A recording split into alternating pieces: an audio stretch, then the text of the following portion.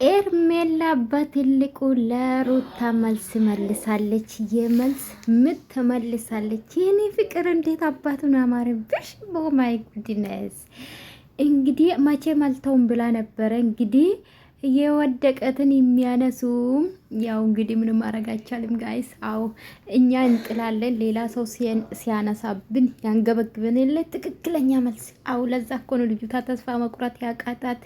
ኧረ ኤርሜላ ዛሬማ ግን እኔ ይቅርታ አድርግልኝ፣ ትሰደባለሽ። ይሄ ልብስ ቢቀርብሽ፣ ይሄ እንደዚህ ተገላልጾ ቲክቶክ ላይ የምትመጪ ነገር ብዙም ባይመቸኝም ሴትነታቸውን የጣሉ ሴትን ክብር ማቁት ስላሉ ቲክቶክ ላይ በተለይ የሚሰድቡ ዩቱብ ላይ ያሉ ባይሰዎች ዩቱብ ላይ ያሉ በጣም ጋጠ ወጥ የሆኑ ዩቱበሮችም አሉ። በነገራችን ለሴት ልጅን የሚሳደቡ እኔ አንድ ቀን ተሳድቤ አውቃለሁ። ታውቃላችሁ ጋይስ?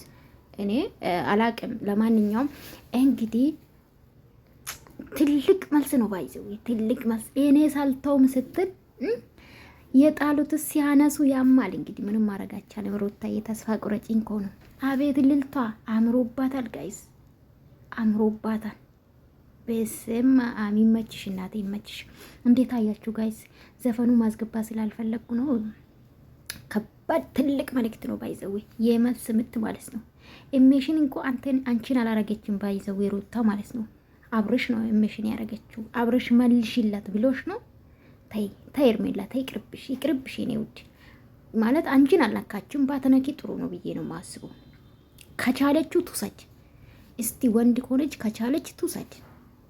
እንግዲህ ያው ካንቺ ከተማረች፣ ፍቅር አሰጣጥ ከተማረች፣ ካንቺ ክብርን ከተማረች፣ የባሊን ክብር ካወቀች ትውሰድ።